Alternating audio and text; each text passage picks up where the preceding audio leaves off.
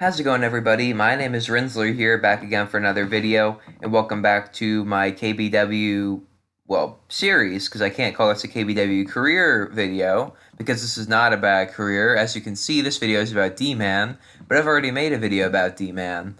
So, Rinzler, you might be asking, why am I making another video about D-Man? Well, you see, I was rewatching my D-Man video, and I remember saying that KBW had this opportunity on their hands to make D-Man a triple champion in Season 3, and that I had this entire storyline in mind for how they could have done it. And ever since I said that, it's been eating away at me that I should make a video about that. And at first I was like, no, I should wait till after the career series is done. And so I made the Renegades video to try and forget about it. But I kept thinking about it. And so finally I was like, I can't make the career series until I get this out of the way because it's just eating at me. So I decided I'm going to make a How KBW Should Have Booked video where I talk about how KBW did book something, but how I would have booked it differently. Now, of course, this is in the exact same vein as Adam Blampied's How WWE/WCW Should Have Booked series from What Culture. It's not meant to be a direct copy. It's more or less meant to be the exact same. Okay, I didn't phrase that right. Okay, so I'm not trying to make this a regular thing. This is only supposed to be a one-time deal, and I'm not trying to step on anybody's toes. This is just something that's been eating at me. And also, I want to mention that I don't consider myself a great wrestling booker or something like that. I know KBW were around for 6 years, and I have never booked a wrestling show. So it's entirely possible that people are going to disagree with my version of events, and that's fine with me. I am not that experienced, but this is just an alternative look at how D-Man could have been booked. So let's just get started on this. So first, let's review the actual timeline. In Season 1, D-Man was the main underdog babyface in the company, overcoming all odds against Cage and Fireman to become the World Extreme Champion on 2 different occasions. But then everything kind of came crashing down for him when KBW essentially rebooted itself in Season 2 and deactivated D-Man's title. D-Man was then relegated to the tag team division, where he would put on memorable matches with his cousin Maxilla as the ultimate underdogs, but would always lose. Finally, D-Man would win a match where he won the Money in the Bank contract at Bloodthirsty. The future seemed very bright for D-Man, but then once again everything went wrong for him in Season 3. Well, it kinda went wrong anyway. He would retain his contract in a match against the Bulldozer via purposeful disqualification, which was kind of an underwhelming start to Season 3, honestly. Then the tag team titles were introduced, and somehow the Ultimate Underdogs were not booked in the first match to determine the champions. Seriously, guys, the Ultimate Underdogs are your most consistent tag team, and you had them sit out the championship match? Anyways, then D-Man would cash in on Cage to win the World Heavyweight Championship, only to then lose the title about a week later to CJ. Ouch. Then he would become the inaugural Native American champion and earned AK-47's respect post-match. That's better. But then he would fail to qualify for a rematch for his own World Heavyweight Championship. Weird. Then he would compete in and fail to win the Royal Rumble match. Okay. Then he immediately had a great ladder match defense against the Bomb Kid at Renegade Revolution, and then voluntarily retained his title again in a fatal 5-way match to qualify for Team KBW, where he would lose. Oh. Okay. But then, of course, he's going to get his momentum, right? No, instead he loses his Native American Championship to the Beast shortly after the pay-per-view. Then he would reform the Ultimate Underdogs and failed to win the tag straps in probably the best tag team match that KBW ever did at Blood, Sweat, and Tears in a Tables, Ladders, and Chairs match. Then in Season 4, D-Man finally got tired of losing with Maxilla and turned heel by attacking him. But then D-Man and Maxilla never had a blow-off match for this feud, which was a little depressing if I'm being perfectly honest. Then D-Man would lose the Money in the Bank ladder match, and then sat out the rest of Season 4 before wrestling once in Season 5, and never being seen again in KBW before they shut their doors. Now, don't get me wrong, D-Man's career was fine. It was alright. He did become a 3-time world champion and the best Native American champion in the company's rich history, but KBW had a ripe opportunity on its hands with D-Man in Season 3 to make him a consistent main eventer that I feel like they didn't take advantage of. Season 3 is hands down KBW's best season, but it could have been even better in my opinion. So without further ado, this is how I would have booked D-Man. I would keep everything from seasons 1 and 2 pretty much exactly the same. D-Man's rise to the top in season 1 was pretty much the only thing worth watching in season 1, and I honestly think that KBW were in the right to reboot with season 2 and put AK-47 and Cage in the main event. So I would keep D-Man with Maxilla in season 2 so as not to ruin what they did right, and I would still have him win the Money in the Bank briefcase. It's only in season 3 that I'd really start changing anything.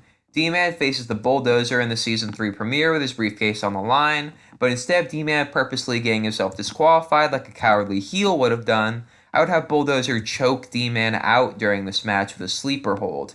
Chokeouts would count as a DQ, D-Man would still retain, Bulldozer would look strong, and everybody's happy. Bulldozer would get frustrated with the result and attempt to dump the trampoline onto D-Man, only to be thwarted by the Bomba Kid, just like what happened in real life. Then the epic and underrated feud Bomba Kid and Bulldozer shared in season 3 wouldn't be affected. Then absolutely, I would have the Ultimate Underdogs competing against the Ferocious Tag Team, Execution, and the Renegades in a fatal 4-way tag team match to determine the inaugural tag team champions, which the Ultimate Underdogs would win. D-Man and Maxilla finally win a match as a team and help the belts gain credibility by becoming their first champions. Then shortly after, D-Man would cash in his Money in the Bank on Cage, just like in real life, to win the World Heavyweight Championship. D-Man is now a double champion. Then D-Man wins the 6-pack elimination challenge to become the inaugural Native American champion, and as in real life, he earns AK-47's respect after the match. So yes, in this timeline, CJ doesn't beat D-Man for the world title, and D-Man holds 3 titles all at once.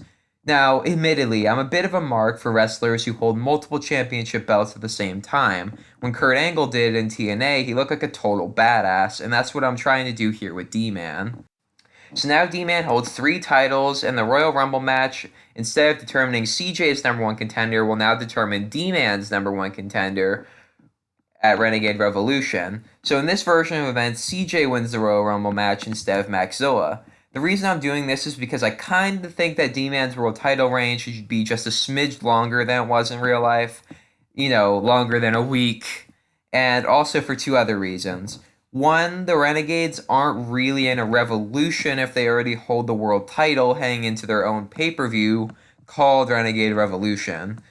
A revolution is fighting against the system, and if they already are in control of the system, then it's not really a revolution. So that's just to make the pay-per-view name make a little bit more sense, as if CJ is not the world champion going into it. So now he has to fight for the title, and therefore it feels like a proper revolution for the Renegades.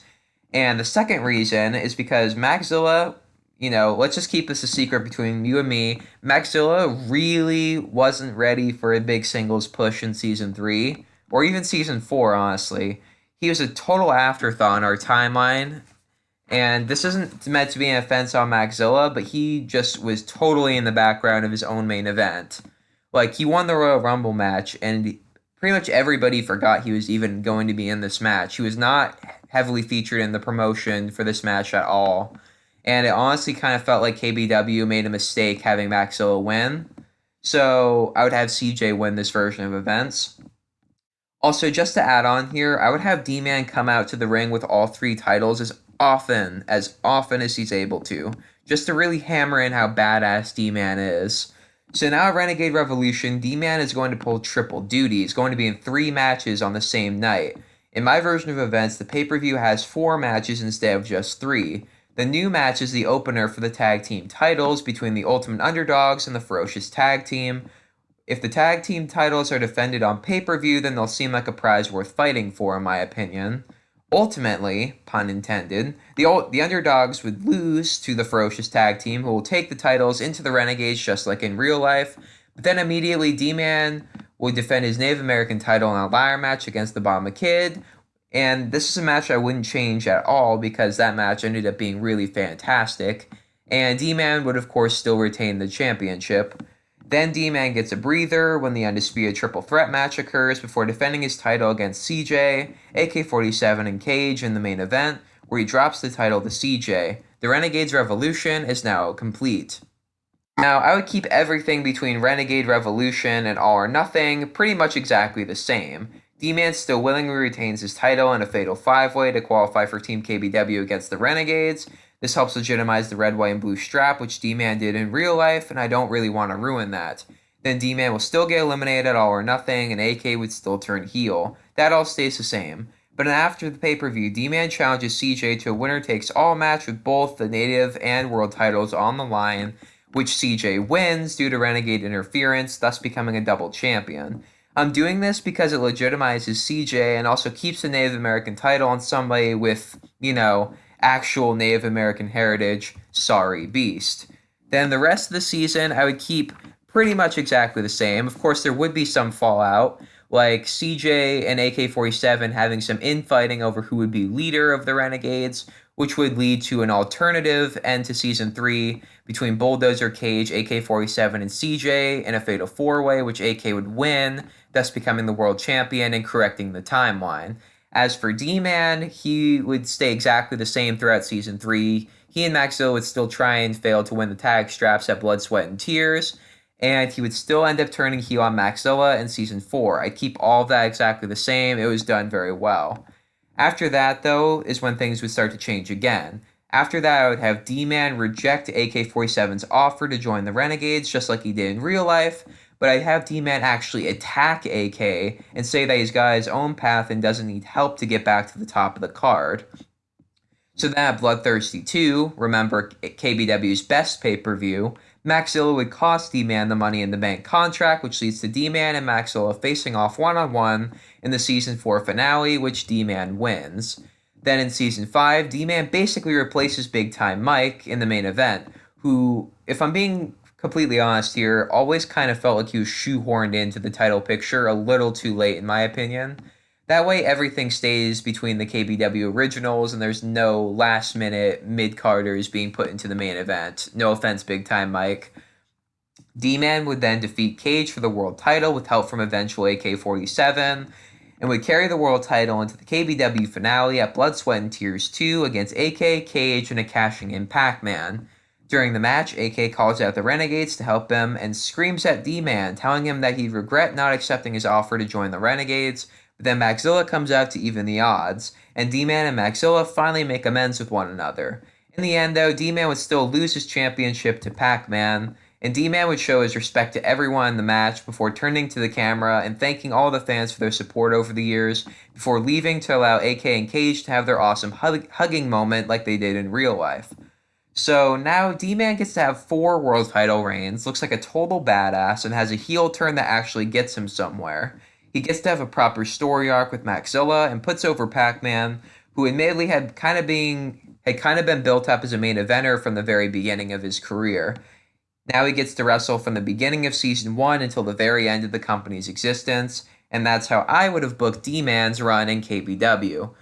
So now anyway guys, thank you for watching this video. If you liked it, remember to give this video a thumbs up, share this video with all of your friends on your various social media accounts. Make sure to leave comments in the comment section down below telling me what I did do badly and did do great. And remember to hit that notification bell if you want to hear about all of my future uploads, KBW related or not. And I will see all you dudes and chicks in the next video.